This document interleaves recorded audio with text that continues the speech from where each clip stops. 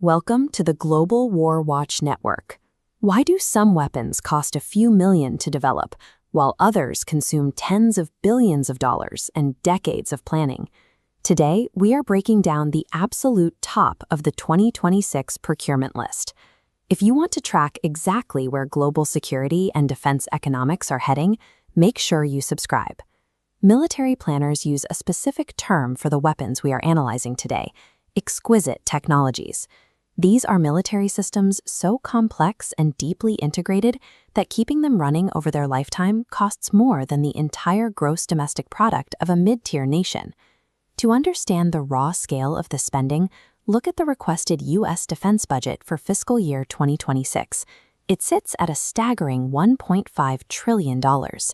This bar chart isolates just the Department of Defense budget for missiles and munitions. Notice how this single category alone demands $35.7 billion for the year. The United States is betting trillions of dollars to replace aging legacy systems with these highly advanced platforms.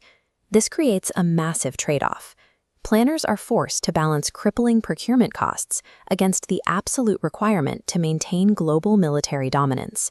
So we need to evaluate these specific systems to determine if the strategic dominance they provide actually justifies the astronomical price tags attached to them.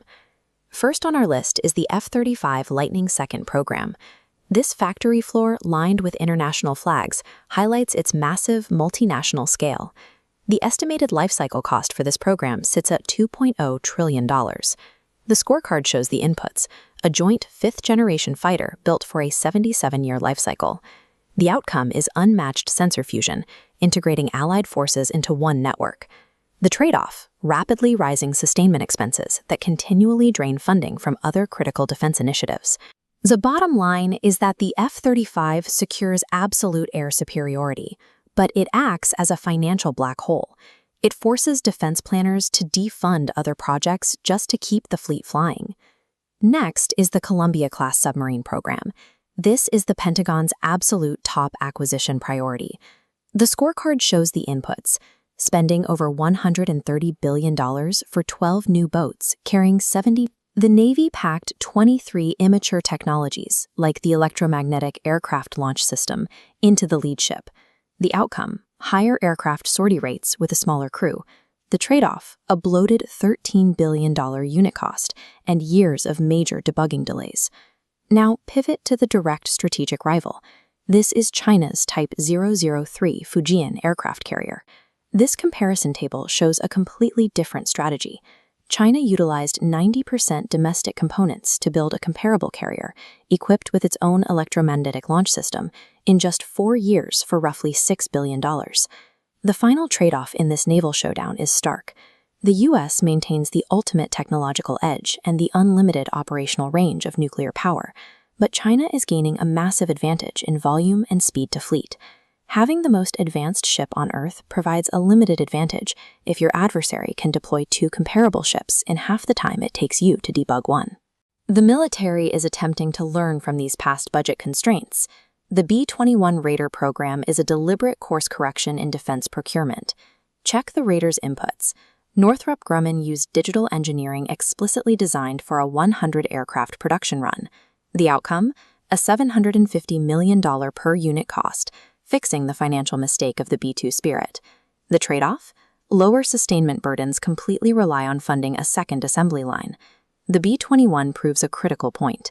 Exquisite capability does not have to bankrupt the Pentagon, as long as the production scale is managed correctly from the very beginning. The era of cheap global hegemony is permanently over.